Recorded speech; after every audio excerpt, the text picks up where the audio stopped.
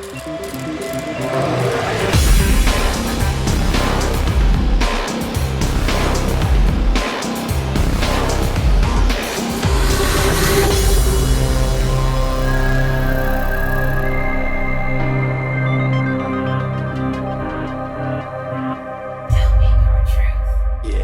All right, So, dude, what's up? dude. Just, enjoying a luscious Saturday morning, the usual deep clean of the house. And now just, getting to record a podcast. So That's exciting. it's the dream. Are the Saints in the playoffs? They unfortunately are not because they are what we call a doo-doo team. So they are. You know what? It was a year of transition, and they did well for what they had this year. So looking forward to the draft and looking forward to next year. Nice, nice. My team lost last week, so So we're in the same boat. We're both watching from the couch right now. So yeah, I was hoping, man, because I don't know. I was hoping that Ben Roethlisberger would have like an Eli Manning or Peyton Manning, just final kind of send off, but retirement. Yeah, but yeah. nope, they fucking lost a huge game, and I was like, okay, well, that's a shitty way to retire. I mean, at least he's got 2 rings to go out with, though. Yeah, but I don't know. Are you big into sports? Huge. Yeah. Love the Saints. Love the Jazz. Unfortunately, I'm a glutton for punishment, apparently. So my favorite baseball team is the Rockies, and they are even worse than those two. So it's just, you know what? So I've learned over the last few years, especially being a Saints fan, I used to work in the ticketing industry, and I actually got to go to the Super Bowl 3 or 4 years ago.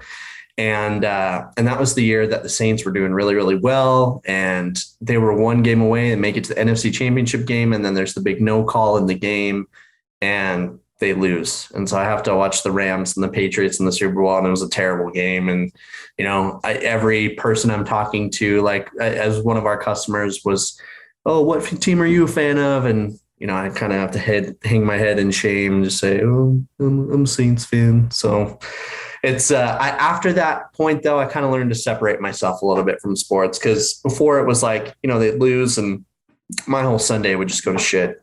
I would just feel absolutely awful, downtrodden. And now, you know what? It still sucks, but it's not the same. They can't hurt me like that anymore. So. Did you play sports in high school or? Yeah, I played some football, a little baseball, and but definitely not like star player or anything like that. But right. Yeah, definitely have always been kind of a sportsy person. Right. I used to play basketball. I think from like 4th grade to like senior year. Okay. And then, a couple years after graduation, you went to pick up games and you realize how out of shape you are. And now it's just beyond. There's no way. Like people are like every Thanksgiving, hey, you want to play football, whatever. And in my head, I'm like, yeah, that sounds great. And then 30 minutes after we start playing, I just, I roll my ankle or something like that. And I'm like, this is going to take 6 weeks to recover from now. So it's just not the same anymore. So, well, especially when you look at players, I mean, they're pretty close in age that we are now, Oh yeah. It's like, I mean, I could have been that, like, yeah. You're telling me that, this 29-year-old is, jumping, has like a 48-inch vertical, and I can like struggle to get off the ground right now. It makes me sad about my own mortality, but it is what it is. We're all destined for different things, I guess. Yeah. Yeah. And, the athletic superhuman is a very rare thing. For sure. The amount of training that has to go into it. No way. So, and Gobert has a conditioning gym in his own place. Yeah. I've seen some of his stuff on like Instagram. Like, so he's got a Rudy Gobert court with like his own logo and everything, like inside his house. It's exactly what you'd expect like a superstar basketball player to have. Like, and to everybody listening, Gobert is a superstar. I don't care what you say. He is. Might not have the numbers of like LeBron, Anthony Davis, those kind of guys, but best defensive player in the NBA. I will have no conversation in this. So, but yeah, he's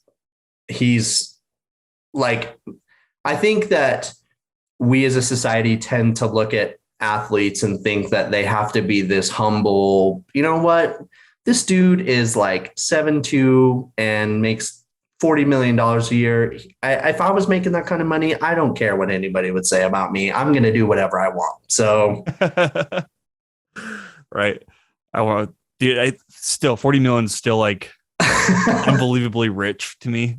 And yeah. they're like, would you punch your friend for $1 million? I'm like, dude, I'd punch my friend for like $10. Like, yeah, like my wife asks me similar questions, and obviously, like, that's my wife, that's my spouse, person I love, and she's like, would you push me for like $1 million? And I was like, we'd have a conversation beforehand, obviously, but you know what? That's a life-changing amount of money for us. I think that we could move past that a little bit. You're like, that money will pay for some of the injuries. Yeah. That's cool, man. Okay, well, let's have you introduce yourself so we can put a face to the voice and a voice to the face. Yeah, sounds great. My name is Geraden Christensen. I am a musician from the Utah County area. Grew up in Utah County basically my entire life. Moved to South Utah County after I got married and all that kind of stuff. But I've been a musician since I was 13 years old. And I mean, certainly those 13-year-old songs are probably nothing to write home about now, but, it's awesome. We live in kind of a day and age right now where I think that everyone, there's just so much different influence. I feel like that we all kind of have in that kind of genre. A lot of my friends have grown up to, make their own and produce their own kind of music. And so I kind of do something similar. I guess I'd kind of refer to it as like pop punk emo ish. That's certainly my type of influence. You guys can follow me. Chaz has all the links and stuff. Rambling Gambler is my stage name. It's awesome to be here. Oh, and that's the show. No, I'm just kidding. And cut. No. What instrument did you learn to play first? Was it guitar? Yeah, so for sure. I was always naturally a singer to start with. I did choirs, did all that kind of stuff growing up. And obviously, I'm not a super religious person, but went to church as a kid and, singing hymns and stuff like that was typically my favorite part of that experience. So that's what I kind of grew up doing. And then as I got into junior high, learned how to play the guitar. And then from there, expanded into, electric guitar with different kinds of effects, bass, piano, all that kind of stuff. So want to learn how to play the drums, but the hand to feet coordination thing it's difficult. I don't know that I can do it. Have you seen the drummer from Tool, like the live video of him? Oh yeah. Just absolutely insane. Yeah. And he has I think he had like two different tempos going. Like one tempo would be playing on this one hand and the other one, that's skill. I'm struggling with like moving both hands on the piano and then learning to press like a pedal. And that itself is difficult. I can't imagine and usually those are in a specific rhythm, it all kind of flows together at the end and you really feel it. But man, drums are it's a whole different thing. I don't think I could do it. I could hold down just a basic little beat and, if I needed to throw something down, but someday we'll get there. Who was your favorite band back in the day? Well, I'm repping my favorite band now, right? Billy Talent is probably my favorite band, but definitely grew up listening to kind of punk pop staples as well. Blink-182 is really big. The Yellow Cards, the Fall Out Boy, All Time Low, that kind of stuff was certainly a big influence. But then kind of graduated into harder rock as well. I know you're a big Metallica fan, definitely a huge influence as well. And it's kind of progressed from there. It's cool to say, cause like nowadays we can all like just a million, we're not pigeonholed into one specific type of music anymore. You can like Ariana Grande and then like Architect, like it's nice to have all of these different influences and it's cool because you see a lot of these different influences like you see the Metallica influence in some of these harder bands like Architects and like stuff like that. So, but I'd say that pop punk was really kind of the big driver growing up. You seen that TikTok video that's gone viral of this girl, like the what do you call it, like put your finger down if you know whatever song, Yeah. So they're doing that with like all these pop punk bands like in the early 2000s, mid 2000s, Yeah. and like Paramore and all that, right? And Yeah. girl is not putting her finger down for anything except for which one was, I don't know, it was one random song, but the rest, like Blink-182 was in there too. She didn't put her finger down, and all the millennials lost their minds. I was just like, really? But it turns out she was kidding, so she says. So yeah, TikTok, I mean, we've talked about it. TikTok is the rabbit hole that just keeps on giving. I speaking of like drums, I got sucked down. I was laying in bed and ended up watching for like 45 minutes the other night. And there's this old lady who's the grandma age, and she just does drum covers to all these like pop punk and heavy songs. And I was like, this is amazing. Like grandma. Yeah, she's just rocking out. Yeah, I wish my grandma was cool. I mean, my grandma's cool, but like, that's like a different level of cool. Yeah, it's like that's like your friends want to hang out with are cool. Yeah, like like when you're little, your grandma would pick you up from school, you'd be like, okay, whatever. Yeah. But I don't know, dude. If she played drums like that, I'd be like, yeah, my grandma's gonna come pick me up, like brag about it. They'd be like, oh, can your grandma come pick me up too? What kind of like when you first started writing music then, was it lyrics first or was it just messing around on instruments? Yeah. So I think it's definitely probably lyrics first. When it started off, it was, it was the type of songs that, 13-year-old boys write for 13-year-old girls, trying to, for the first time in my life, trying to kind of put, those emotions into lyrics. And, every once in a while I'll come across like an old box or something and it'll have like, handwritten lyrics on like an old, just page, and it just makes me cringe. Some of the stuff, and it's like, will you go to prom with me kind of songs, and but that's what was important back then. Like that's what I was passionate about, and so it's cringe, but at the same time, it's like I grew from that. So definitely lyrics first. As I've progressed, though, it really just depends on the song. There's been, I think actually probably more so now it's more so music. Because I feel like just hearing kind of a tune in something, it can give you kind of an idea of what you want this to sound like, what you want it to be about. And for me personally, I tend to write about things that I've personally experienced, or, maybe someone close to me has experienced, and the songs get really, really emotional. And so, with the tune and everything, like you tend to see that be conveyed pretty easily. Yeah. So I guess like what's your writing process usually like then? Like, yeah. So, for a long time it was about, going back into kind of the style of music. So emo music is, so I will say this, emo music is timeless. I think that it will, I think it will conquer all time. And I think it will conquer all boundaries. And certainly there's different kinds of emo. There's the, kind that we kind of grew up with. And then, going back to even like the 80s had their own kind of version of emo, the Depeche Modes, the Cure, things like that. And I think that each generation kind of finds its own voice in that. And so for me, I tend to kind of just, if I've got a tune or if I've got something that I really like, I like to go into just kind of a headspace and think about the things that, make me feel similarly. Yeah. If I've got, or even thinking about like maybe songs I've heard that, kind of give me this same kind of feeling. When I think of those songs, what do I think of? And it's easy to kind of cherry pick things like that are always in your mind. Like, obviously I'm married. I love my wife. She's the easiest thing to write about in the world. Emotional trauma that, maybe I've dealt with, it could be parents, it could be friends, it could be anybody. That's always something that's really easy to write about. And, it doesn't always come out as easily as you want it to. Sometimes there is a little bit of digging there. I've had times where it's, you'll write a song and it happens. It's quick. One of my favorite songs I've ever written, I wrote in like 45 minutes from beginning to end. Just, it came out so easily.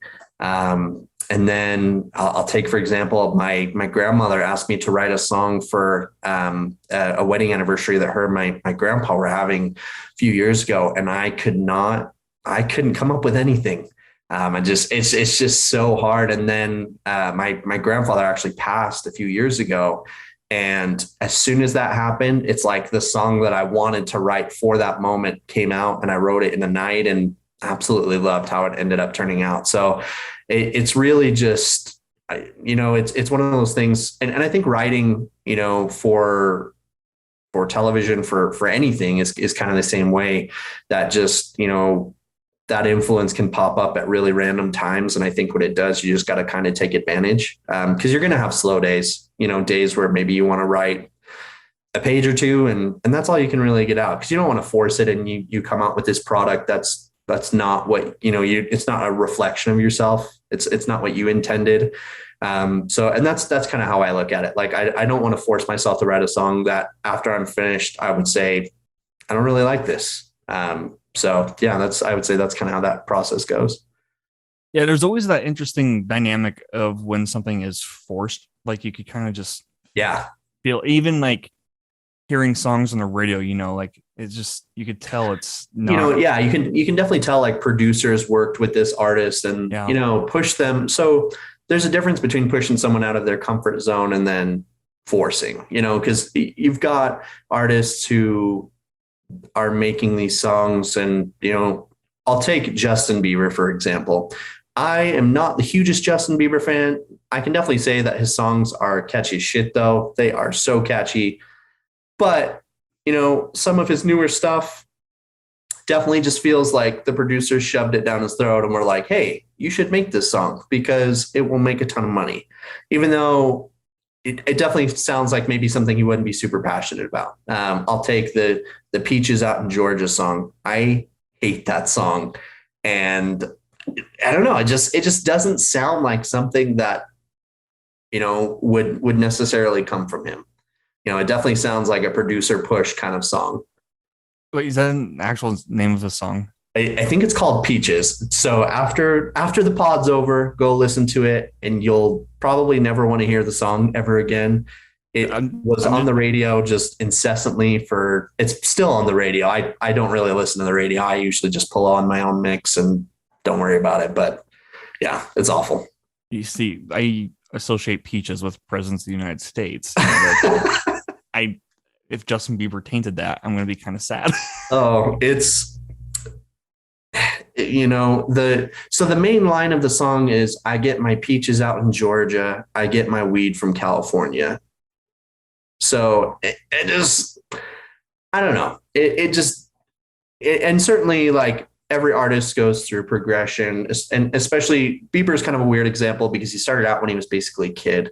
Yep. Like, so the songs that he's singing when he's a kid compared to being an adult and being a married adult, like, changes the whole complexion of your life. Like, those are going to be two completely different dynamics. But at the same time, like, he has released other songs as an adult that still kind of fit that same vibe that you'd expect from him as an artist. And so it's just awful. So definitely listen to it and then earmuffs after, because you'll never want to hear it ever again. Who's your favorite? Because, I mean, you have favorite bands and favorite music and stuff, but, like, you have a favorite lyricist.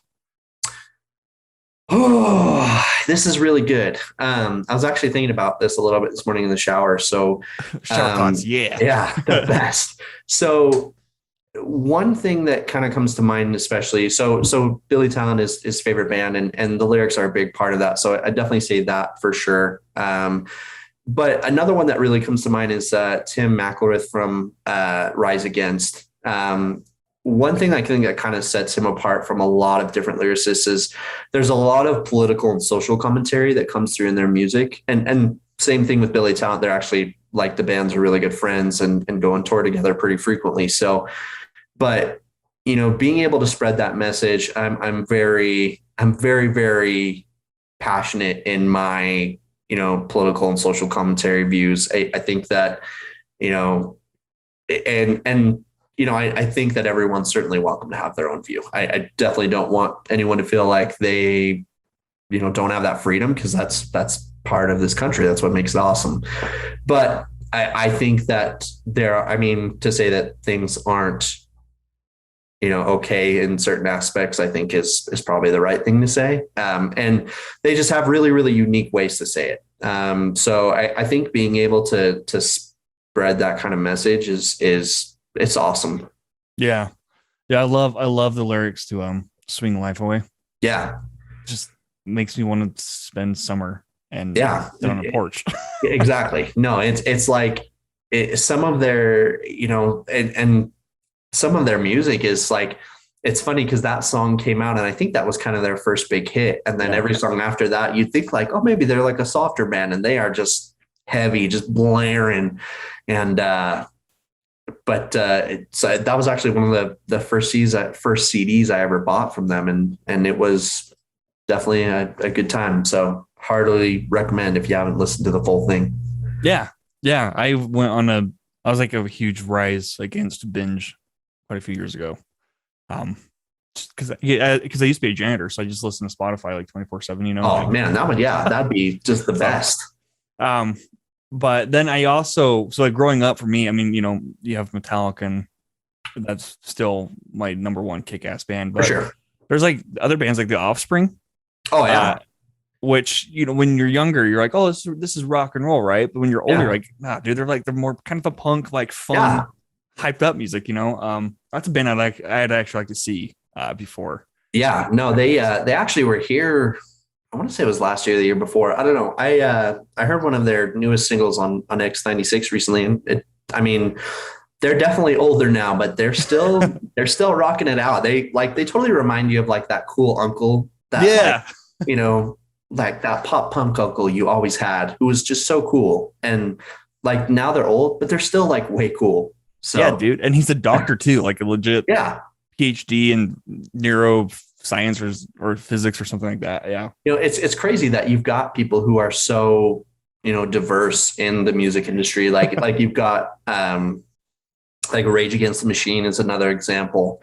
Like, I'm not a huge Rage fan, but I'm a big Audio Slave fan. And it's basically like half the band anyway. So, but it just like seeing how educated those guys are too. Like I think that's what we need as well. Like, I think we need to have people who, cause you can't play music forever. Like you can't do this for, it's the same thing as like athletes. You're going to be doing this for what, 20 years, maybe? I mean, if you're lucky. And then what are you going to move forward to?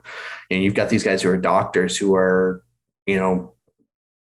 like medical grade physicists and things like that. And it's awesome. It is going. Yeah. I mean, the athletes too. Like did you watch the Michael Jordan documentary that The Last Dance? Yeah. It's incredible. Yeah. But it was interesting to see like Dennis Rodman, for example, right? Just how he treated his life after retiring. Yeah.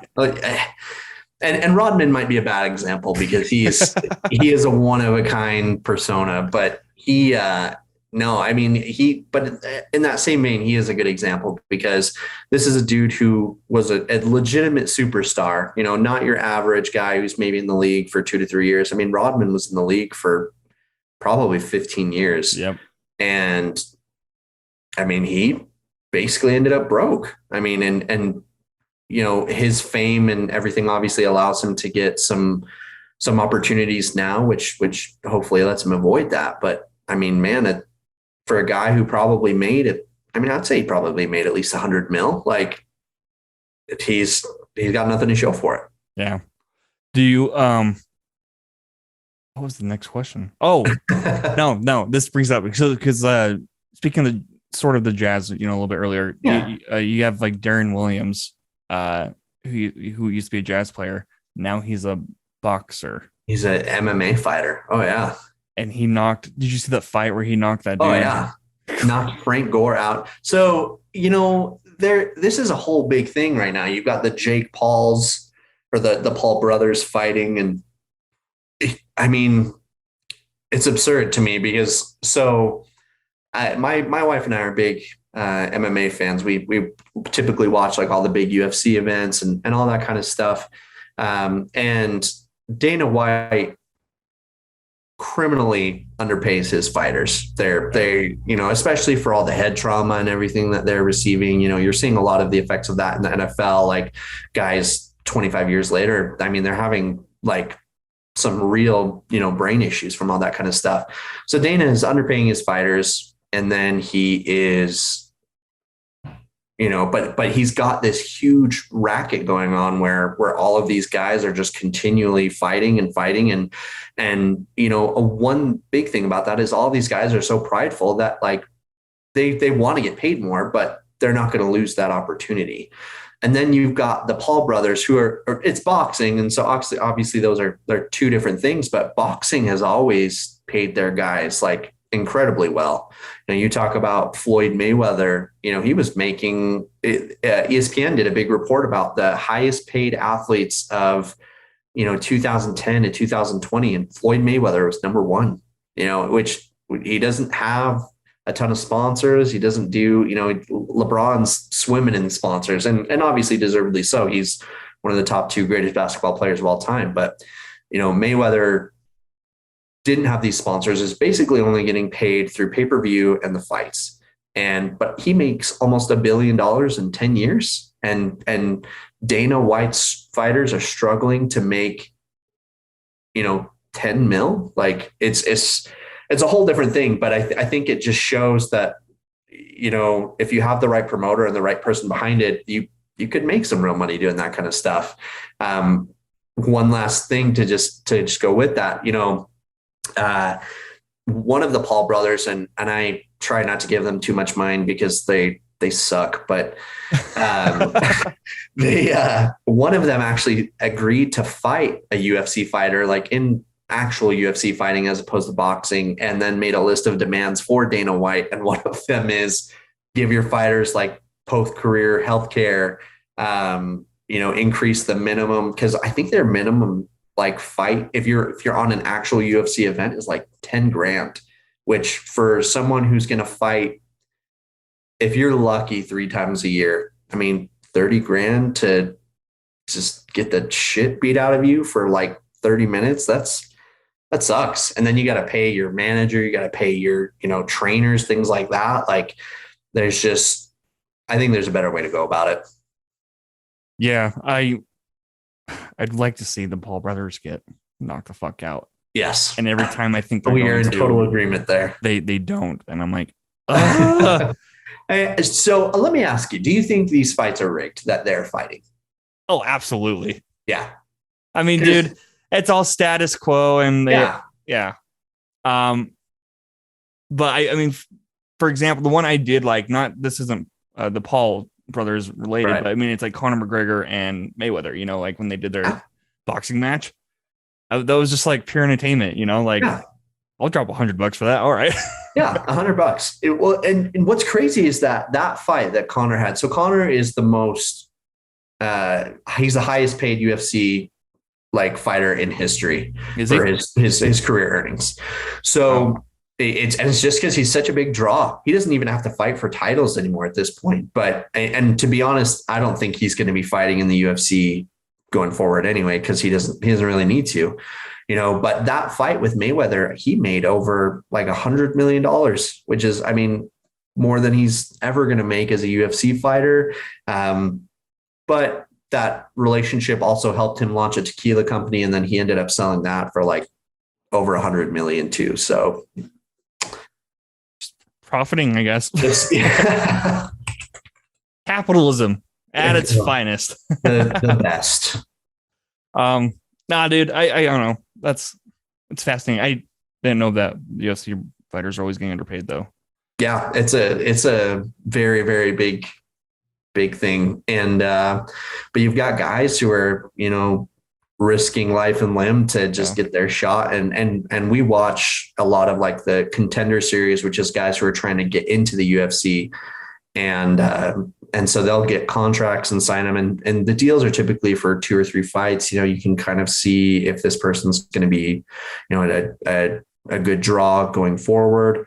But yeah, they are just criminally underpaid. And, you know, if you're lucky, you'll get some sponsorships, you'll get some stuff along the way, but you have to be a contender in order to get that kind of stuff. So.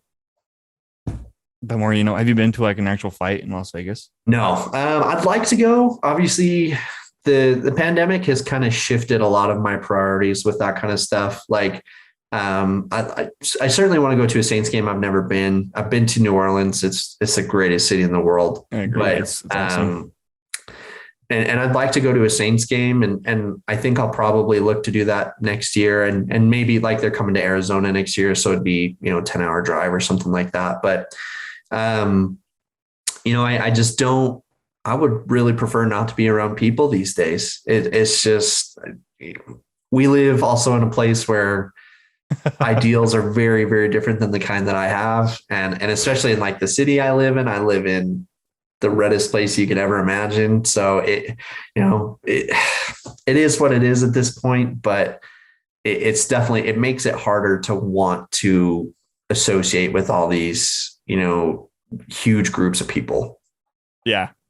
No, I agree. I want to go to concerts again, dude, but there's no way. And, you know, I was actually thinking this because I ordered some Beto's this morning. Okay. Nice, good old California burrito, right? Ooh, so good. So good. But I was reminded that, I don't know, a couple of years ago, that would be our go-to food spot when we're like drinking or hungover. Yeah. That's not the case anymore. It's just, I just wanted a burrito, you know? Oh, I was in line for Taco Bell, just picking up something on the way home from the grocery store the other day, and passing by the Taco Bell. And so I get in line and people start trying to go in, and they don't even let people go inside the restaurant anymore. And this is probably just a specific location thing, but they only serve people via the drive-through. And I think that's kind of what we're shifting towards, but you know, it for me, it's not a problem. I mean, I'll find hopping through the drive-through, especially if they're going to, you know, put all their focus towards the drive-through, it'll go by pretty quick and everything. But yeah, it's a whole different world now. Yeah. Times are changing. Yeah. Well, and I mean, obviously, you know, we see in movies as well, you know, obviously the pandemic has made this like uber focus on you basic, like we don't have like indie movies in theaters anymore, like because they have to be able to make just a shit ton of money. Otherwise they're going to, you know, and I would hope that maybe you'd see some streaming options kind of fight for these kinds of movies. And you do see it to an extent, but certainly not like we saw, you know, pre-pandemic, where you're seeing we had just such a huge portfolio of movies that were coming out. And now it's like, it either has to be a Marvel movie or it has to be part of a you know, long series, or, you know, and we get a few exceptions, like obviously Dune, which obviously I know you're a huge fan of, which was incredible. And it featured also an all-star cast, which, you know, certainly helped that box office number get to where they needed it to be. But, you know, I think of a lot of like A24 movies, which are, you know, kind of delve into the weird and the unknown. And we get to see a lot of just unsettling, but really cool things. Like, we're not seeing that as much. And you're seeing some streaming options kind of pick those up. Like I said, like HBO Max has been kind of doing it a little bit, but I don't know. I feel like these streaming giants, though, are not typically, you know, pulling for these guys. You're not seeing Netflix put in weird stuff. You know, they're making programs that they think are going to help build their subscriber base instead of just making some really, you know, cool, weird movies, which is what we need right now. So, yeah, I don't know, because I know with Dune, they're, you know, trying to push it. See it in the biggest screen possible, right? But sure. Like, with a movie that scale, like, I understand that, and I know the director was taking a lot of shit for that because people were like telling people to go see it in a pandemic, you know. Like, dude, it's just a filmmaker. Like ask any filmmaker, right? They'd say they want their stuff seen on the big screen. I mean, it's an honor to have 100%. Your film on that. But half the movies coming out, like for example, there's a horror movie that just recently came out with a long face. It's like a ghost. And I want to see it, and I ain't going to a theater for that. You know what I mean? Like, yeah, no, and it's one of those movies where you could totally fucking stream that. There's no reason you can't do like a VOD, $20 one-time rent. You know what I mean? I pay $20 for one-time rent. Like if I don't have to go to the theater. Yeah, well, I mean, how much are you going to spend in the theater? I mean, you're going to spend 20 plus. I mean, popcorn and drinks there. I saw said long face movie in the theater, and I live in a very small town though, so there was probably 15 or less people in the theater, which is awesome. There was nobody within like 3 seats of us on either side. So, but I mean, we spent $50 to tickets and all that kind of stuff combined. So, I mean, if that option would have been available, and HBO Max kind of set a really interesting precedent for this, like, you know, with all of their movies they did in 2021. But obviously they've stopped that now. I wish they wouldn't, but it sets a very interesting precedent. You've got also Disney, who kind of does it. Obviously they wait a little bit before they go ahead and put those movies immediately on there. But I mean, I feel like these companies, they're losing out. They could totally do exactly what you're talking about, make a pretty decent amount of money doing it. Yeah. And I think because this is me not knowing what I'm talking about, right? But I think we're so worried about the box office, and that's how we determine if a movie is a success or not. But you have Netflix coming out saying, "Oh, this is our highest watched show," or whatever, and then like, what? How? Like, what do you guys count as a success streaming wise? You know, and I wish HBO Max and Netflix and all the streaming services would be more transparent about how they consider that. Oh, yeah. That way we can actually look at how that affects a film for potential VOD same day release. You know what I mean? And I know the Broadway, because you mentioned independent cinema stuff. Yeah. The Broadway has what do they call it? Salt Lake City at home.com or something like that, like where you can stream some of the art house films online at a certain time, like after you purchase a ticket. Oh, that's awesome. Yeah, but it's on the website, you know, and there's no app for it or anything. Yeah, there should be. There's an easier way to do this. I agree. Definitely. Maybe Roku would be nice to pick up some stuff. I don't know, but okay. So with your music, we'll go back into that. Yeah, for sure. How low has it brought you? What's your lowest point you've kind of like come to face with it, you know? Yeah, no, we're going deep. So it's brought me low. Growing up, I had a really, really poor relationship with my father at times. And, it kind of took music to get me past a point where, you know, I could move forward. We had our arguments, we had our differences, but that was kind of one thing that really helped me move past that kind of thing. I lost my grandmother at a very, very influential time in my life. And again, that I feel like music has kind of helped me just push through these things that really could have unsettled me at very, very, big times in my life. I'm 15, 17 years old when these things are happening. And I mean, speaking as an adult now, it was certainly the most influential part of, my life. And, so as low as it, I've been when I've, really, really been in it, it's also brought me really high.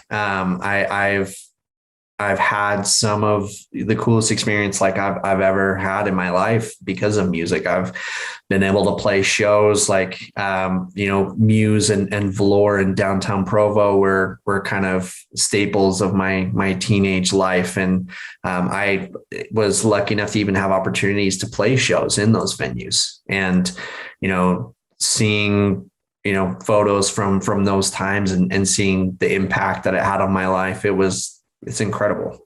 So I'd say that there are definitely points where, especially I'd even say over the last year, obviously the pandemic has influenced everybody's mental health in a lot of different ways. I had, kind of a mini break myself at one point where I was so frustrated. And the only thing that kind of got me out of that was writing. And that writing also helped me kind of reevaluate some things in my life that were really contributing to that mental decline. And so, because of simply just writing a song about me feeling like total shit, like I ended up leaving a job that was really just, putting my life in hell. I made some changes like in my marriage, like I wasn't giving it the attention I needed to, it's funny that like this song and these feelings had absolutely nothing to do with a lot of these different things, but it makes you kind of just give it a larger holistic view. And then you can kind of just say, oh, I'm kind of a mess right now. And from there you can really just, make the changes that you need to make. Yeah, it's interesting that this pandemic essentially forced everybody to be isolated, right? Like from the very beginning, in the beginning at least. Now it's just, games, but now, but it was a time to reflect on where we were at that very moment, and it's cool that you came to acknowledge all that and realize the bigger picture, that a lot of people, and humans are auto-driven creatures. We wake up, we make coffee, we go to work, we take shits, and we go to bed. You know what I mean? Like, that's essentially the human life. Yeah. And so when we have that moment to reflect and to take a break, it's fascinating, like how complex we are. You don't realize all of these things that have been impacting you because, you've got all these introverted people over the pandemic who said, well, I love this. I love, nothing's changed for me. But at the same time, like these little things that maybe you took for granted, being able to see just your loved ones in, regularly, especially if they're older, that really was something that I kind of took for granted. My wife and I took care of her grandmother for a few years, and she ended up moving down to St. George. And, but with the pandemic, we would typically go see her, once a month, once every other month, or, something of that nature. We went like 6 to 8 months without seeing her. And it's just kind of totally changed that whole relationship. And so, things that just like that you kind of took for granted before, you don't really have the opportunity to take it for granted anymore, even if you are introverted, even if you enjoy the isolation. Cause I get enjoying the isolation. There are times I love to be alone. I love to, whether that be gaming, whether that be, while I'm writing, but I think that we all also have to have at least a little bit of that contact, something to, for us to feel, someone else is there. Yeah. And I know it was really interesting too, because like when everybody went in quarantine, Facebook started this whole group of people doing in concert series from their living room, and just going live on Facebook and playing music, and people are interacting with it. I'm like, dude, that was really connecting for a moment. I'm like, that's awesome. So stinking rad. And then it seems we've kind of gone away. We've moved past that now. Yeah. Did you ever do that? Like, did you ever consider using Facebook or anything? Yeah. Like that So yeah, definitely. I typically don't go live or anything like that. I like to have more of a controlled environment, I think. But I still actually am posting a lot of stuff from in my office. Like I'll record, I like to do little snippets of covers of just a song maybe I heard on the radio today. I like to, or maybe just a song that I've loved my whole life, and I just wanted to put like a little, a bit of a different spin on that. So on my Instagram, you'll see just a lot of like 30-second videos of just covers, or maybe a song I'm working on, or, little things like that. And, I tend to also go ahead and go to Facebook as well and post kind of some of the same stuff. And it's interesting just to see, I guess one, how many people are actually interacting with kind of your stuff. And I mean, you can probably understand that as well. Obviously you're hosting a podcast. You can see how many views and everything you're getting for your videos. And it's interesting to see like how many people are actually interacting with, this thing that means so much to you. And sometimes it can be disheartening because it's like, man, I wish more of these people that I cared about this thing. But I think in the end, it really comes down to like, I'm doing this for me. Like I'm doing this because it makes me happy. I'm doing it because it's cool. For a long, long time, there was always the dream. Like I want to be a musician. I want to sell out stadiums. I want to do, what these huge artists are doing. And certainly that, I wouldn't say that dream has died, but I'd say it's kind of evolved. I don't necessarily have the dream to do that anymore. I have a dream to make music that I love. And I hope it can kind of reach other people and make an impact in their lives. But I mean, if it doesn't, at least it still makes me happy. Yeah. I've actually recently put thought into that too, because when I was like in high school, I wanted to be like a big time movie guy. You know what I mean? Yeah. Like, yeah, for sure. Produced by or directed by on the commercials and tell everybody, haha, look who doubted me. But now I'm definitely more into like the indie stuff. Like that whole thought process between indie stuff, and I'm like, there's a chance nobody will watch this, or there's a chance that this probably will get made and then nobody will watch it. You know what I mean? Like, yeah, exactly. But it's cool. Yeah. And it like you said, it's doing what you love, like, so how do you find what you love? I think it's part influence. Like, I think that we get some of what we love from our parents and like our environment. So my mom is like an 80s music junkie. She cannot get enough of that. And like, so that was like instilled in me a little bit. So like Depeche Mode and The Cure were like ingrained in my brain from a very, very young age. And then the natural progression of that music to kind of like the emo music we see today was like, okay, this was made for me. Like I'm good. And then, my dad was kind of the big sports influence as well. And so, I kind of looked at it as something we could also bond over. Like, it's something we can enjoy together. Maybe not something that we can do together because, as me in high school or whatever, playing football, my dad's, in his 30s or 40s or whatever. And he's obviously not playing too much with me, but it was just something that I think we could enjoy together. So I'd say that, that upbringing, that environment is a big part of it. But I think that there's just things that we like naturally inherently like, whether it be music, whether it be movies. And obviously there's like, peer pressure on that as well. The people that you grow up with have a big say in that too. But I don't know. I think that we're all kind of just born a certain way, and you're probably going to like a certain thing regardless. But you're also going to see a lot of that influence from everything in your environment.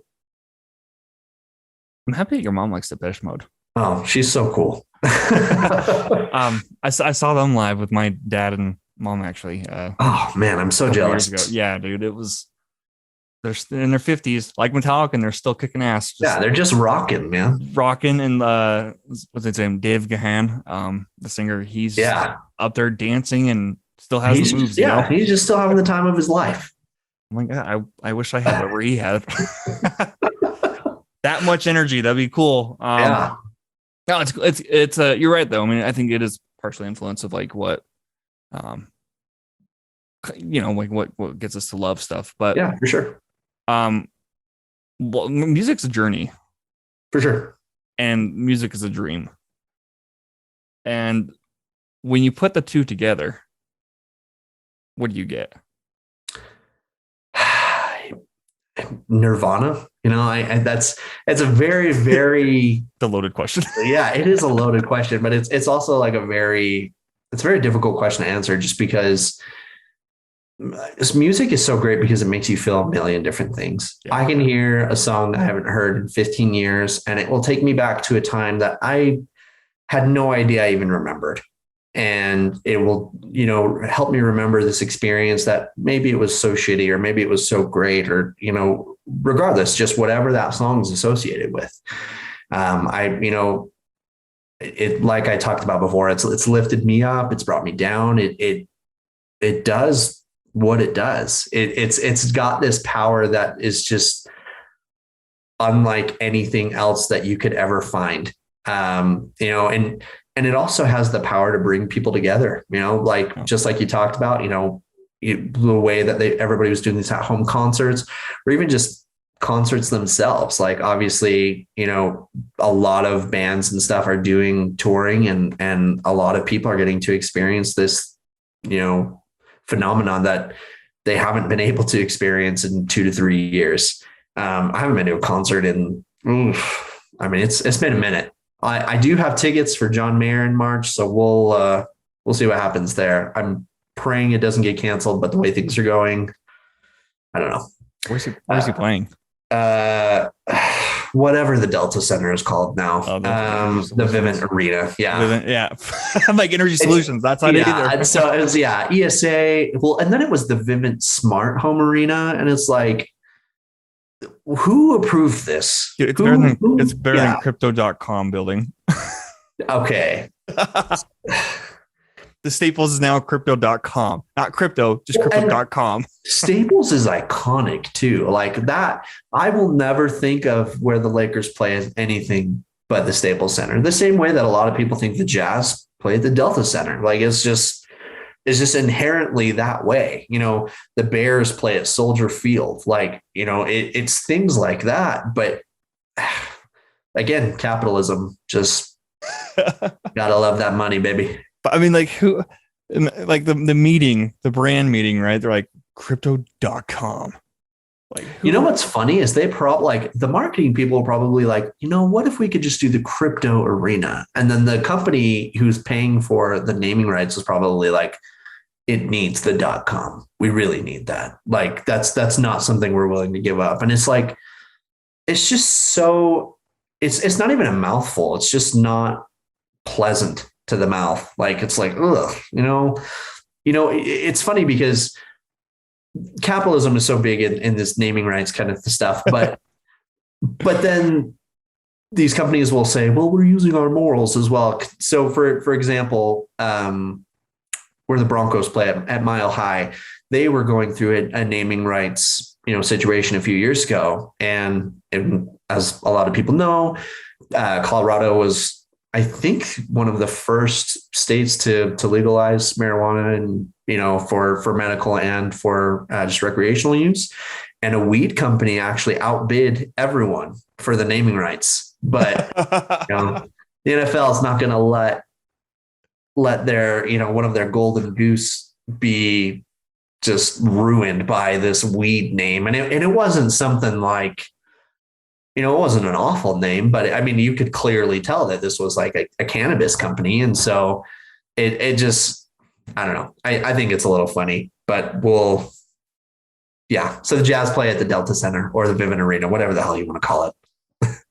I literally thought it was Energy Solutions and then realized that it's not. It's been Vivint for quite a bit now, hasn't it? In a few years. Yeah. And also, of course, Utah would be Vivint. Like, unless there was some sort of MLM it could be named after or something, like doTERRA. Yeah. Yeah. No, let's not put that into existence, because they've already got Donovan Mitchell under their thumb over there. So do they really? Oh, he's a sponsor, 100%. Yeah. No. What's funny is, like, Rudy Gobert he's a weird dude. So because he's French. Well, so he's a weird dude. Like, he's like really into like crystals and stuff like that, and like the vibes that like this gives off like this new age chakra stuff. And like whatever, like, which if you're into that, that's totally fine. Like, I'm sure you think some of the stuff I do is weird too, but it is a little weird. And so if anybody was going to like totally be with doTERRA and like do all that kind of stuff, he would have been the first one I would have thought. But no, they got Donovan Mitchell. And so at the same time, I would love Donovan Mitchell to be with all of these Utah brands, because it makes it less of a chance that maybe he'll leave in the future, which unless they win a championship, I think is probably a foregone conclusion at some point, but we'll see. They make me sad. So I don't think that they'll win a championship anytime soon. So, it's a thing between, it's like my Nana is a huge Jazz fan, right? Yeah. Like huge. And so I'll text her every single game and be like, these fucking officials, they suck. Which is often the case, I feel like. But then, like, for example, before Gobert this year got sick, when we were doing pretty damn well. Yeah. I was complaining about him. I was like, he just stands around. Like, how's he number one defender? Blah, blah, blah, blah. And then he got sick. And then I'm like, oh, he does a lot. Yeah. Well, we just saw that this last week. I mean, he had to enter health and safety protocols again. And that team without Gobert is like, everything's centered around BYU. Him. Yeah. It's awful. So, I'm supposed to go to, so I went to a Jazz game in October. Okay. They lost that game. I don't remember who they were playing. With some dumb team. Oh, it's the Pacers. Yeah, and then that was the game that a fight broke out between the players. Oh, and then I remember. Mitchell got ejected, Rudy got ejected, Joe got ejected. Yeah. It was beautiful. I love when that gets heated like that. I'm like, yes. Or that's entertainment because we pay money, to be entertained. And I'm like, that's entertainment. And then you get people being like, well, they're being paid to play athletes, I'm like, but they're people. I'm like, if somebody punched me or something like while I was doing my job, you think I'm not going to punch them back? Like, yeah, dude, I'll never forget. There's when playing basketball in high school, I got elbowed in the face. The old Karl Malone. Yeah, and like I mean, I have veneers, but like this tooth right here is chipped because of that. Yeah. And this kid, I mean, he was like, I don't know, maybe 5'2". I'm 6'3", 6'4", like, and he, for whatever reason, he thought he could try to block me, and he did not at all. But he wrapped his whole body around me, and like the refs weren't calling anything. So I'm like, all right. So I just fell over on him like a leaning tower. And I mean, we hit the floor hard, right? And he got the foul call. I mean, he tried to throw a punch at me. And his dad came out in the court being like, he didn't try to throw a punch. If he threw a punch, he would have known. I'm like, dude, if your kid would have hit me, I would have lost my shit. I will disintegrate your child in about 2 seconds. Yeah.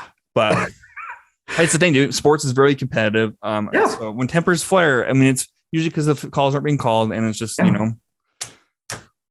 that's it. They're all human. So let them feel human emotions. Let them react. I mean, don't let, we can't let like the Malice at the Palace kind of thing happen, Ron Artest jumping in the stands and, punching people kind of thing. But at the same time, a dude threw a bottle at him. Like if somebody threw something at me, like, I'm sorry, but I'm coming to whoop some ass. That's all. Like, and so, yeah, I think that certainly we don't want fighting in sports. It happens and it is entertaining. And I think fans need to be regulated a little bit more, like this kind of falls into Utah Jazz land again, because obviously, we've got some pretty bad eggs on that side. Not all Jazz fans are racist. And so I certainly don't want to make that insinuation. Obviously we're here and we know people who are not, but there certainly are some too. And they unfortunately give the state of Utah a really bad name on that front. So, well, I mean, you have school counties too, like Davis County, for example. Yeah. I grew up in Davis County. So like when that came out, I'm like, I'm not even surprised. And I read that report too. And it was, was awful. Well, I'm thinking about it too, back in high school and shit, and all the shit that kids were saying then, right? Oh, you thought it was just probably because they're kids, right? Yeah. But when you're older, you're like, how do they even learn that phrase? That makes no sense. You know what I mean? Learning it from parents, learning it from, everybody around them. Yeah, dude. And like, even like junior high, for example, because I had curly hair, like really, curly hair.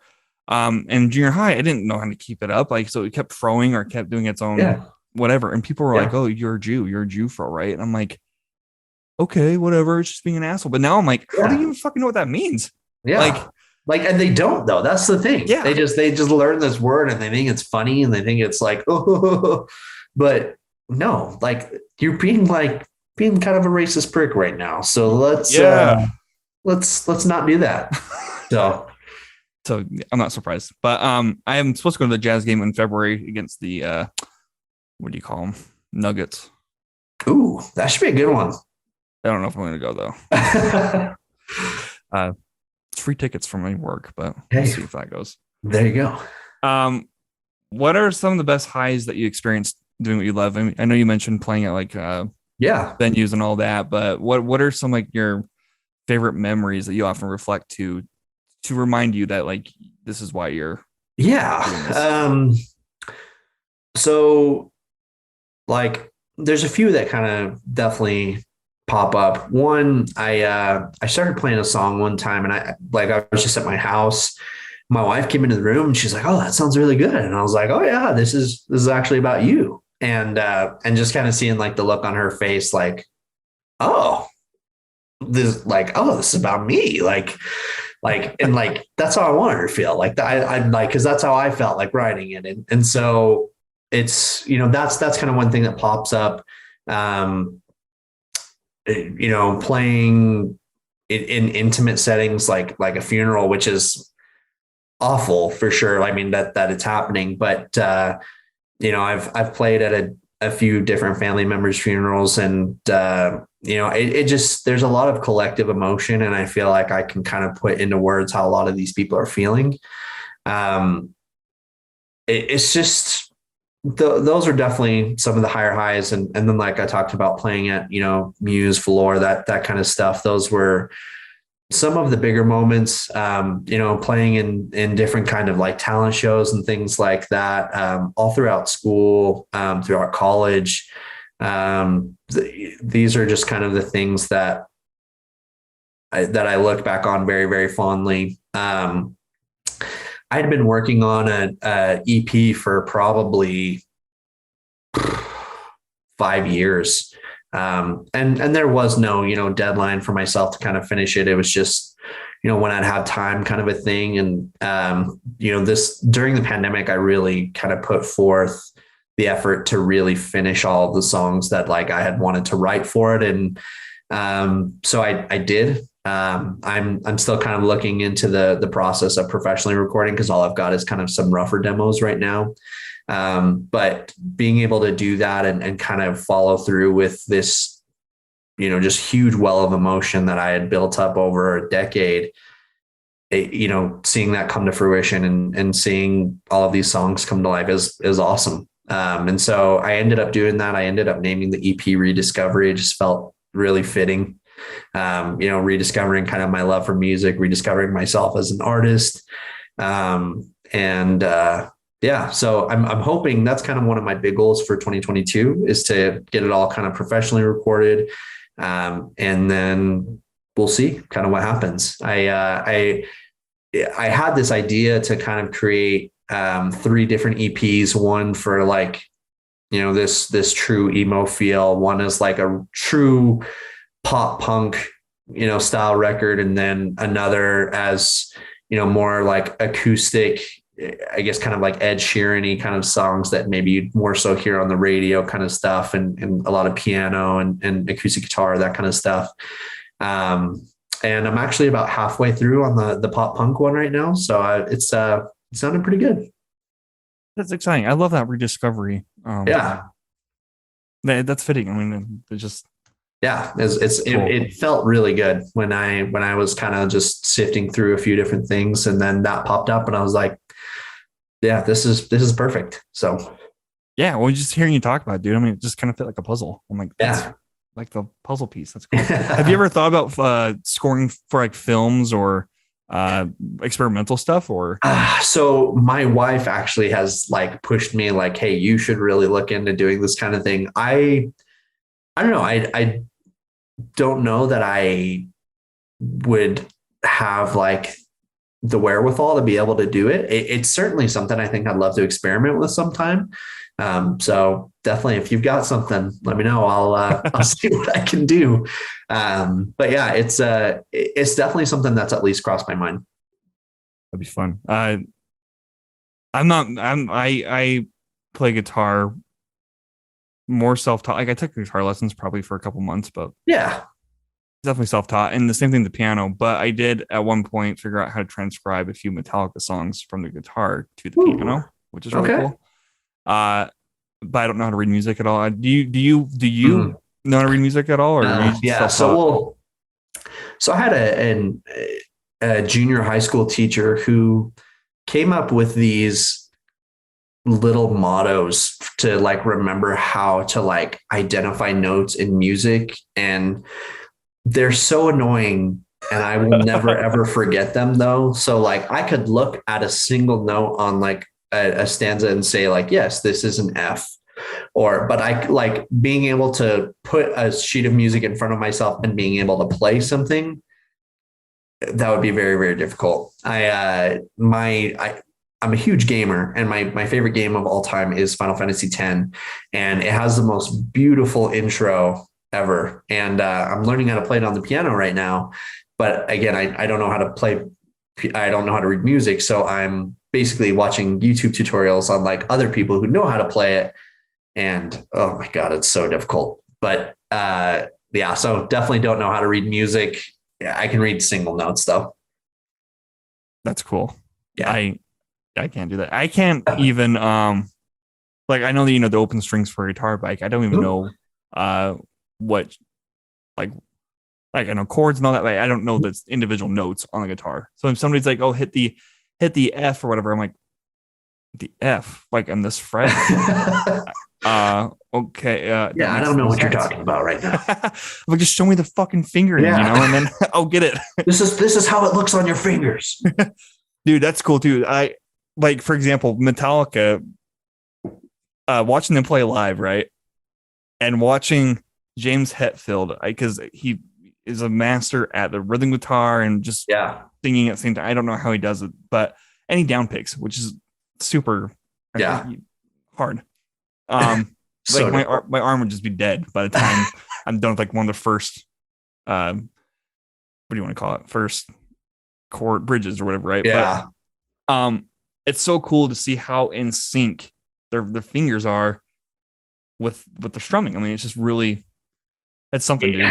Yeah, I like over the last few years I've tried to get a little better at like finger strumming, and that's like I feel like even just that is like, because if somebody, you just go from just like straight picking to doing something like that, it's just such a weird progression. And like, and after you kind of get the hang of it, it's like, it almost feels weird to not finger strum at this point. Like if I'm playing an acoustic guitar, I will never use a pick, like unless I'm just playing straight chords or something like that. But, and it's hard because like, especially recording, you want to use a pick because you want it to have like this very finite sound. And like, but some of the stuff that I play is like, it might be a little difficult to play with a pick. Like how am I supposed to do this? And so that's certainly one of the challenges in writing as well, like trying to come up with something that's going to sound the best after, recording and everything too.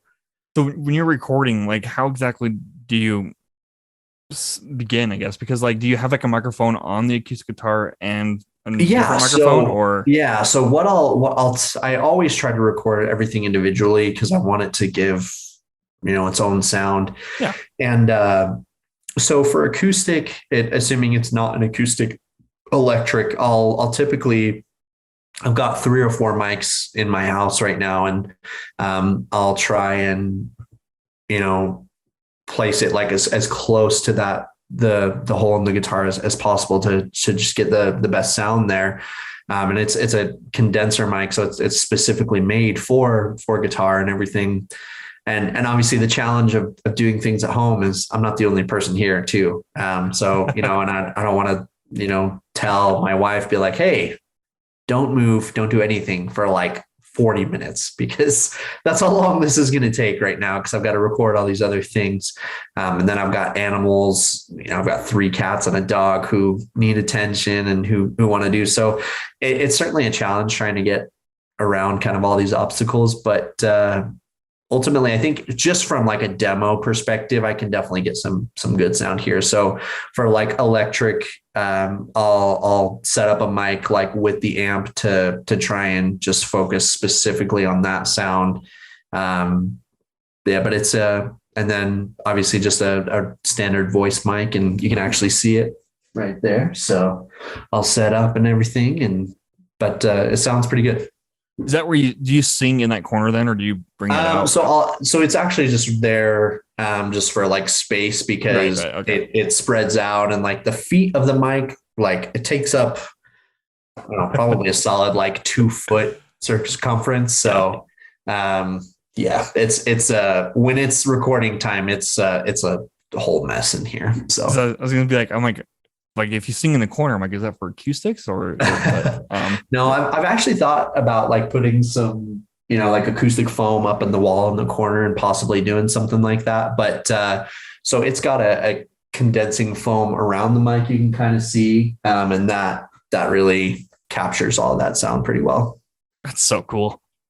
Do you have acoustic foam in your office now or no? No, it's just as is right now. We just moved in last year, so we're still kind of in the process of making everything the way we want it, and so like trying to do that while also having like artwork up in the office as well. A little difficult, but we'll get there eventually. Did you guys buy the house? Yeah. Oh, yeah. You bought it, dude. I bought before it. That was it before the housing? Yes. Shit? Like so, literally. So it was kind of right on the upswing, but right at the very beginning. So we were looking at a few different areas. We looked at like Tooele, like Southern Utah County, other places like that. We actually ended up only looking at 2 different places because we saw this one and we're like, yeah, we like it. I mean, there's no real reason to look at any others. So we did it, bought it. And so our neighbors actually have sold their house. It's a townhome. So we're in a row of 5. And our neighbors have actually sold theirs, and they're sold for like almost 100,000 more than we bought ours for. So if we were going to do that, like the only problem is if we sold our house, you have to buy somewhere else too, like, which is going to be just as expensive and probably way more expensive because we live in a small town. The prices are a little, better, but we looked into even possibly moving like East Coast, like moving, my in-laws live in North Carolina. So we talked about possibly living there. Cost of living is so much cheaper and my job is completely remote. So I could work anywhere. But it's, that's maybe something a little down the road though. That's cool. I've never been to North Carolina. I think the furthest east I've been is Jamaica. Oh man. I've been to, I was in the military and I was actually stationed in Virginia, for a little bit for my, advanced training, but, and then my in-laws obviously live in North Carolina and I've done Florida and everything. I'd love to see the Northeast though. I've been to Connecticut, but the Boston, New York area, see like obviously everything there is to see there. I think I'd want to go to Boston more than New York, but it's probably just because New York is just a clusterfuck of people. It really is. And like, Boston might be too, right, but I don't know. Not to the same extent, I feel, But and also like hearing Bill Burr talk, and it's just like I want somebody to yell at me in a Bostonian accent, Oh man, I used to be a call center supervisor, and and like a majority of our client base was based out of the Northeast, and so I just hear it all day, just people just ripping me a new one. It was awful. Yeah, they could like have a good day and they could be the biggest asshole about it. But then they like don't even think they're being rude too. That's the thing. Like they're like, this is how we treat everybody. It's like, well, what the fuck is wrong with you? Because I for my job I do stuff in the state of Georgia. Okay. And their demeanor is very interesting too. Yeah. They're nice people. nice Southern exchange, Southern draws and stuff, but they're very straight to the point. Oh, very. Whereas Utah is not straight to the point at all. No, let's dance around every point we can. Everybody's modeling themselves after the governor. Had to throw on the one shot because I could have a whole podcast episode just about how much I dislike that guy. Because dude, I try to give him benefit of the doubt at first. I'm like, he can't be worse than Herbert, no, because I hated Herbert. I hated him. Here we are. There have been times now where I'm like, maybe we would have been better off. Like, because, Herbert is who he is. He's an asshole. He's the worst. He's a boomer. But he was at least transparent about being an asshole. I can, respect is not the right word, but I can move forward with that. I don't want you to pretend to be my friend and then just spit on me the next minute, which is, oh man, yeah, my blood is just, I'm going to explode talking about this guy because he is just the worst. Oh, you didn't vote for him?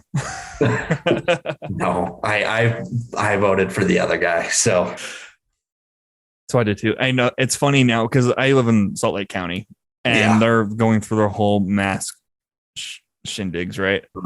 Yeah. And on Twitter and all that, all the council people who are opposing it are like, thank you for electing me. This is what I promised. I'm like, I didn't vote for you. Yeah. Asshole. Like, I hate you. A majority of the county hates you. Just know that. But I live in, I think my county's or my area's representative now is Burgess Owens. And God. Again, we could have a whole nother pod just about all of this conversation because I could go on and on and on about all this, but we'll just leave it at, I don't like them. They're not good people. And just Utah politics, Yeah. And unfortunately, that's the way it's going to stay. Yep. What are some of your fears about pursuing music then? So the idea of selling out was kind of a big fear for me. And I think that everybody has kind of a different definition of selling out. For me, it was losing my artistic vision, like to move forward in the industry. Right. And that's kind of why I'm happy that my dreams have, evolved a little bit because I just, I see all of these people who did go ahead and move forward in the industry and the type of music that, we would even make together was so different than what they ended up putting forward. And other people I know who had, signed record deals, who had kind of come to this part, I feel like they kind of lost a little bit of themselves. And then a few of them, after their deal was over with the record label, they would, talk in private about how shitty that whole process was. And, it's different because you have somebody and, you're making music and then somebody's going to actually offer you money, like to make music. And it's like, what? Like you're going to pay me to do something that I love to do. And I'm sure that's like how athletes feel like, you're going to pay me to play basketball, but in this case, you're going to pay me to make music. And they're like, yeah, but obviously with all these caveats, like I want you to make the music I want you to make. I want you to, be a slave to corporate America. Like, and that's like putting a big spin on it for sure. But that was probably my biggest fear. And another fear is that, I'd make music that I wouldn't be proud of, 10 years down the road, or even further, or that like people that are important to me maybe would be disappointed in. And that's a little superficial. Like I I care what like the people around me think. I care, what my parents think. I care how my siblings, look at it. And I care how my wife looks at it, obviously. And she, my wife specifically, like we have very, very different music tastes. She's definitely more into like hip hop and pop and that kind of stuff. And so she may not necessarily love, some of that music, but she's always been so supportive. She's always knows that like, I'm making music that I want to make and that, this is what I want to do. And so I guess just not sacrificing my artistic integrity. It has always been my biggest fear. That's really interesting, actually. It's something that's easily relatable to, not falling into the hands of overlords. Yeah. It's funny to say, but it's so true. You just everybody has an idea for what like success looks like in their mind, and then you may be successful in the mind of everybody else, but then yourself, you're like, I'm making something I hate, or I'm working on this thing that is just so detrimental to my well-being. Like I can't do this anymore. But everybody else looking from the outside sees that, hey, maybe, you signed a record deal, or you are a producer on this show, or you are, writing for Netflix. But it's like, I think about it like, one of my favorite movies is Tropic Thunder. Oh yeah. And I think about like the writers who would like work on like the Jack Black movies, in that movie universe. And it's like, I'm sure they didn't get into the industry to make fart movies about, they're like Eddie Murphy clones, like the, all of these dumb 2000s comedy movies where you had people wearing like disguises but playing like 8 different characters in a single movie, and it was nothing but just fart and poop jokes, which if you're 10 years old is hilarious. But I'm sure the writers had different ideas for their intentions before moving into something like that. And obviously this is totally hypothetical, the movies don't exist or anything, but you have real life examples of this. You have people who joined the industry and wanted to write like true, dramas, true everything. And it ends up that they're working on like The Big Bang Theory. And I hate The Big Bang Theory. So me too. I can't get into it, dude. It is awful. So I tend to like sitcoms. I love Seinfeld. Like, I think it is so funny. Larry David is Larry great. David's just a cherry on top. He's just the best. Yeah. So Seinfeld is great. Like I really liked How I Met Your Mother, and obviously not so great, but so sitcoms like are not an issue, but I don't know. The Big Bang Theory is just one of those that just rubs you the wrong way. It reminds me of like forced comedy where it doesn't feel genuine at all. Yeah. And it's, I think, a big part of it is unlikable characters. Like the fact that Sheldon gets another show about him being young and still being obnoxious and a jerk, like, ugh. But people watch it is the problem. If you want people to stop making these dumb shows, you have to stop watching them. So. Yeah. I don't know. I think I always get, well, I don't think I know that I always get nervous when I see like independent directors or independent musicians for that matter too, when they get into like the whole corporate side of stuff, like the studios or with huge record labels or whatever. Because it feels like they say it doesn't take away their vision, but I'm like, dude, you have to sign a contract that states that.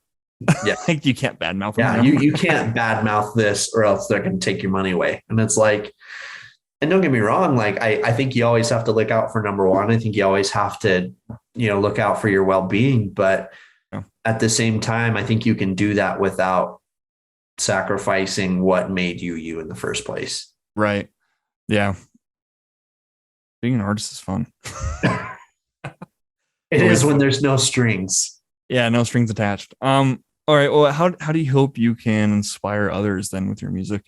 Um, the way that I hope I can inspire people is simply just, I hope people hear what I'm making and it makes them want to do what makes them happy. Like I want people to hear my music and think like, one, I hope they like it, obviously. And I hope it makes them, empathize a little bit and kind of, maybe they've had similar situations and, it can help people through a tough time or, helps you put things into words that maybe you had trouble doing so.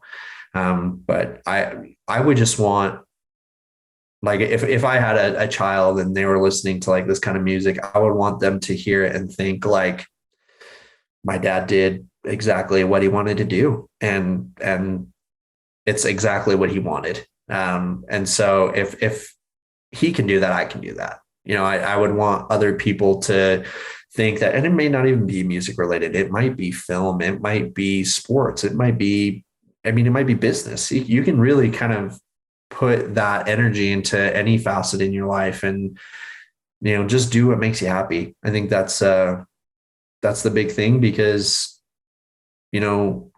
a lot of people can worry about you and worry about your feelings in relation to a variety of aspects, but only you can make yourself truly happy with the choices that you're going to make and the things that you're going to work on. And so, yeah, just do what makes you happy. That's what I hope everyone gets out of it. I love that. I love that a lot. Cool. And what's one piece of advice that has stuck to you throughout the years? Oh, there's a few. The one thing I'd say that probably sticks the most is that, so in order to make it, whether that be big or whether that be intermediate or in your head, just where you want to be, you certainly have to be hardworking and you have to put the effort in, but that's not it. You have to get lucky. Like a big part of what separates a lot of, big artists and a lot of things like that is that they were just in the right place at the right time. So with that, don't be afraid to show your gift to people. Like, cause you never know who's listening. You never know who's around. You never know, how that is going to be used to influence things in the future. Because it really just does take a huge amount of luck because things just have to go the right way. And sometimes they will, and sometimes they don't, but I guess just don't be afraid to be yourself. I think that's very applicable. I'm still actually learning that myself. I have this thing with self-doubt in the sense of like, I worry what other people might think of the stuff I work on or yeah, for sure. Whatever, Then I'm like, now I'm realizing, like the whole 2021, 2022 was like a journey of like, I don't really give a fuck. It's all just a fever dream right now. Yeah, dude. I'm like, maybe it's just the pandemic talking, but yeah, my level of care of what people think has gone down substantially. So maybe that's good. Yeah, for sure. I'm right there with you. It's just, we can only control what we can control. So may as well just enjoy doing it. All right. One more question for you then. And then we will start wrapping this up. And that is one more question. I mean, it's kind of a two-parter. Okay. Let's say two studio execs, or what do you want to call them? Well, one record label executive, whatever, right? Yeah. And then one. No, hold on. I'm winging this. Okay. Let's say, here we go. One video game manager company person, right, walks in, and then another movie executive producer walks in, and you have to film, and they want you to compose for a video game and for a movie. What video game would you want that to be, and which movie would you want that to be? Man, that would be so. So if I was going to do a video game adaptation, I would say Man, I would say actually, I'd say The Last of Us. I think that I think a lot of the themes in my music and a lot of I think they can kind of coincide a little bit, and so I think it'd be a little bit easier of a transition for me, while also still being able to put forth, you know, that same level of emotion that you want to get. And it's my second favorite game ever, so it'd be like the hugest honor in the world. Movie wise, oh man, this would be difficult. But this is kind of out of left field. So growing up, I was the hugest Power Rangers fan. So if Saban Bandai reached out and were like, hey, we want you to compose, like I would just rock the fuck out. And it would just be so fun. Like it would like, I don't even know if like it would mesh well together, but it would be just such a good time that I like my brain is just exploding with the prospect of it. So, you know, if they end up rebooting Power Rangers again, which I'm sure it will because Hollywood is just full of recycled ideas, I'm their man. Did you see the movie version a couple of years ago? Yeah, did you like it? I didn't not like it. Like it, so it's okay. I wouldn't necessarily call it a good movie. But I wouldn't call it a bad movie. I like on the 1 out of 10 scale, it was probably about a 6. Maybe 5, but right there in the middle. But I think it has the bones that you would want to like as a growing Power Ranger fan. You know, I was a Red Ranger for Halloween for like 6 straight years growing up because it was the best. But they're like introducing a Green Ranger and a White Ranger. Like like there are so many cool prospects and so many cool things they could do. But I'm pretty sure that like iteration of Power Rangers is dead. I'm pretty sure we won't see any more of those ones. And I don't think that it was considered I don't think it was necessarily considered a box office failure, but I also don't necessarily think it was considered a success either. I think it was kind of right in the middle. It was just a very meh movie. It was, yeah. It was like, it was popcorn material for sure. Like, you know, it's like, so take the new Uncharted movie that's coming out, for instance. It's okay. I know you have thoughts on that. I do. So I think it's going to be a popcorn movie. I think it's going to be fine. I don't think it's going to be the worst movie in the world. Is it going to be a good movie? Probably not. I really hope it doesn't make a ton of money so that they don't keep making more and more of them. Because I don't want to see Mark Wahlberg as Sully, mustacheless for, you know, a long time. And I typically like Mark Wahlberg as an actor. I think that he's very pigeonholed. I think that he plays a specific part in movies. And it's because that's the part that he's good at. And I don't know that he necessarily should be playing other things, but, and Tom Holland, I mean, he's Spider-Man. I mean, I don't know.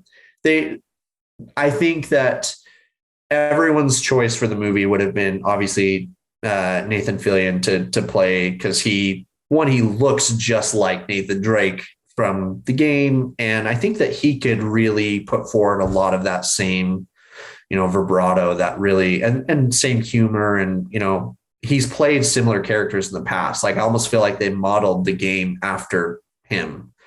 So Sully would be a whole another thing. But yeah, so I think that the Uncharted movie is going to be right in Power Ranger territory. I think it's going to be okay. I think it's going to be a popcorn movie. And I think that I just really hope it doesn't make enough money to make a sequel. I never played Uncharted. What? I know. Okay. There's a PS Plus free version thingy on the PS5. Yes. Dude, go play. Do I download it? So 1 through 3, they're a little dated. So the Uncharted collection is 1 through 3. It is PS3 versions, which have been upscaled slightly for PS4 and obviously playable on PS5. They are, if Indiana Jones was a video game, this is what it would be.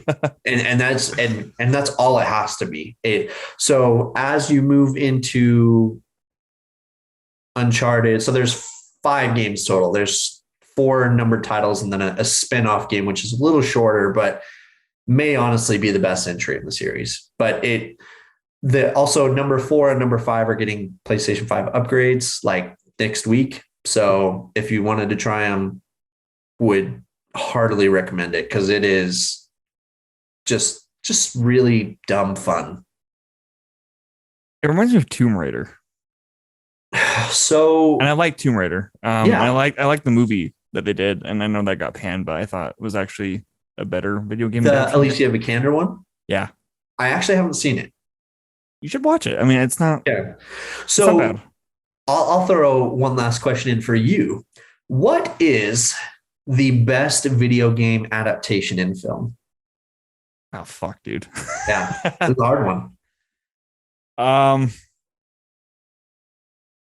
Dude, I don't know. I don't It's know. tough. Ask this question: what video games have there been adapted? It's not Far Cry. Those movies are awful. I actually didn't even know they had made movies. So yeah, don't watch them. Okay.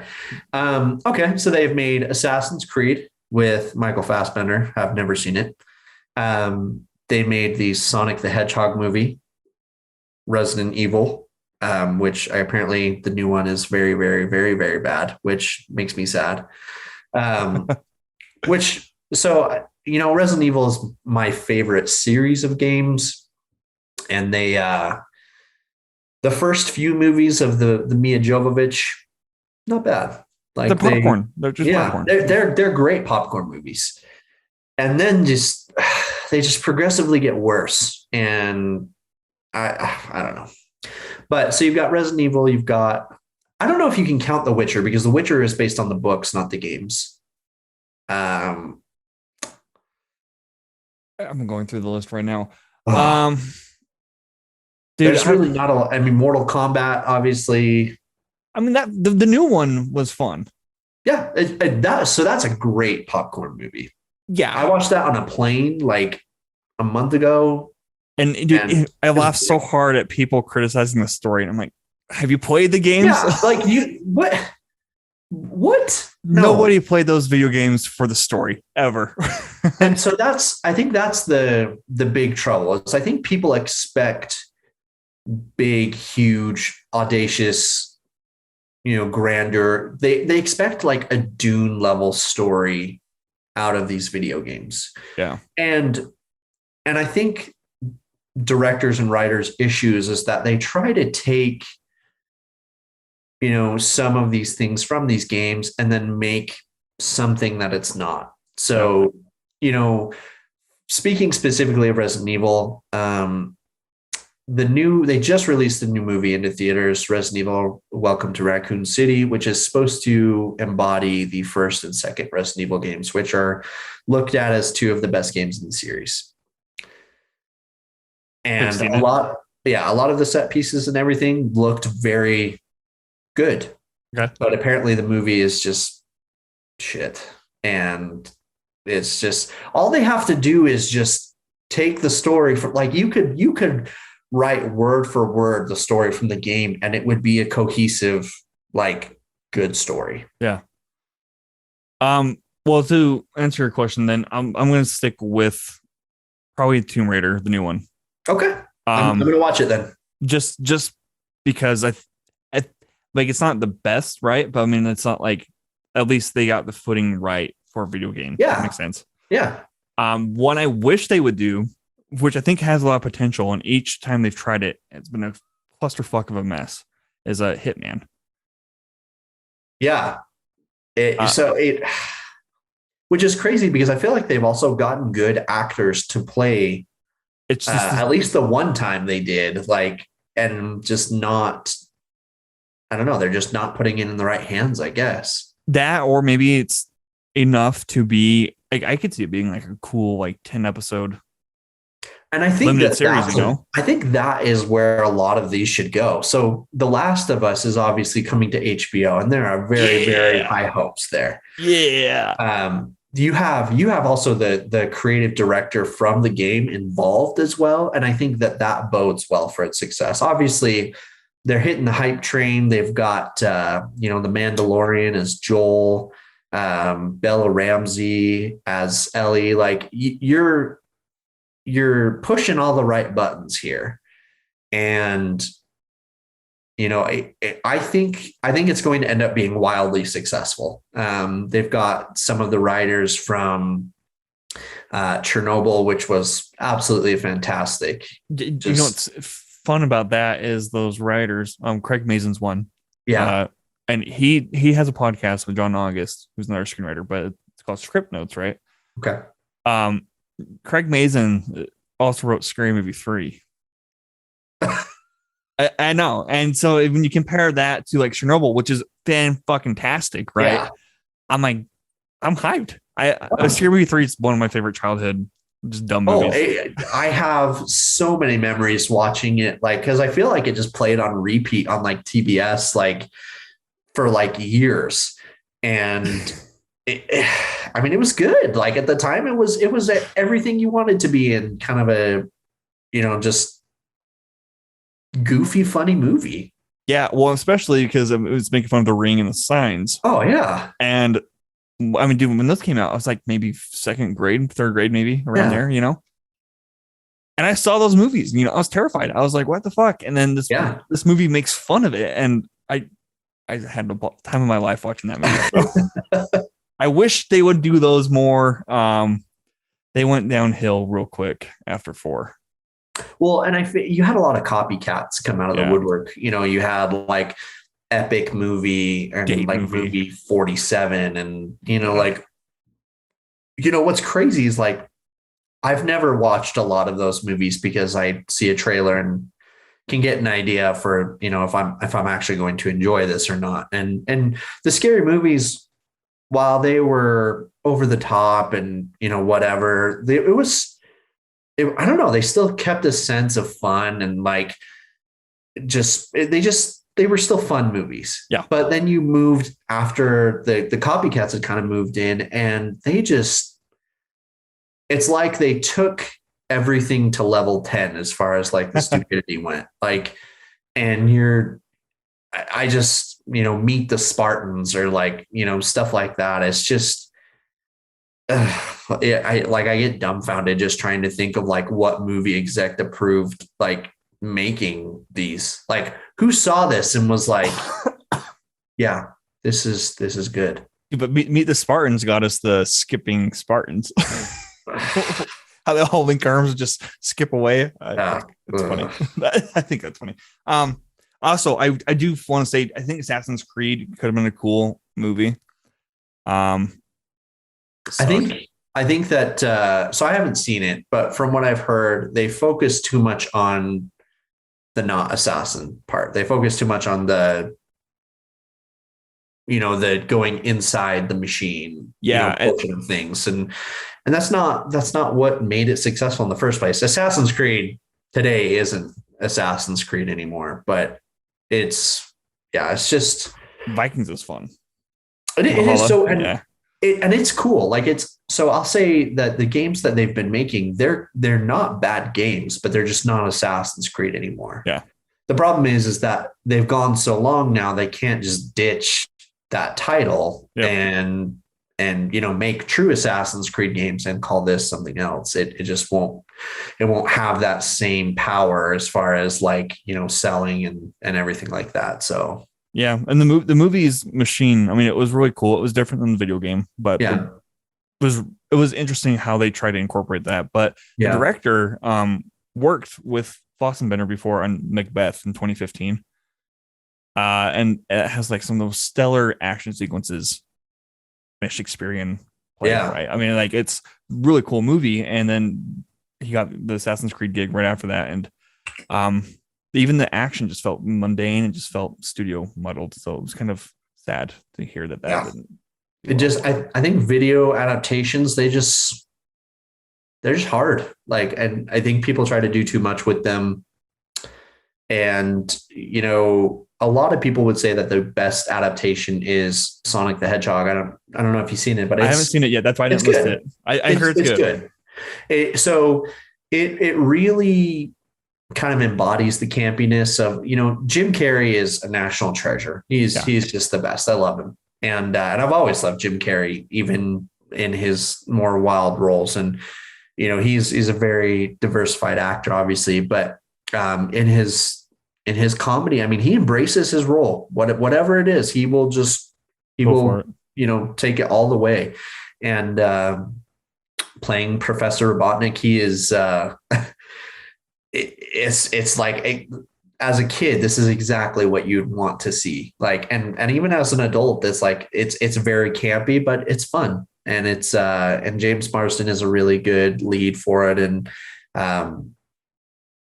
Ben, gosh, I can't remember his name, but he plays John Ralphio in Parks and Recreation is Sonic, the voice of Sonic. And he's also great. So, yeah, no, I've been meaning to check that out. I know the director got a lot of shit for, you know, the trailer they released. The look of him early on. Yeah. So I think that's why I kind of stayed away from it. But I hear it's good though. But I'll check that out. Definitely check it out. But yeah, dude, where can people find you, man? So definitely, you can find me on Twitter. My handle is Prometheus0530. What's the significance of that? Yeah. Are you asking? Also, same thing on Instagram. You can find me on SoundCloud, Rambling Gambler. And feel free to check it out. Leave any sort of comments, and I'm usually pretty active on those. So if you reach out, I'll typically reach back out to you. So is May 30th your birthday?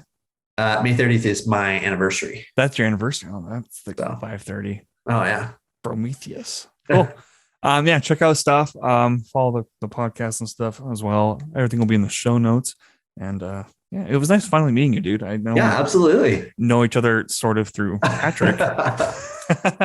But now, yeah, thanks for coming on. And absolutely. Hope you enjoy your rest of your Saturday. Yeah, you too, man.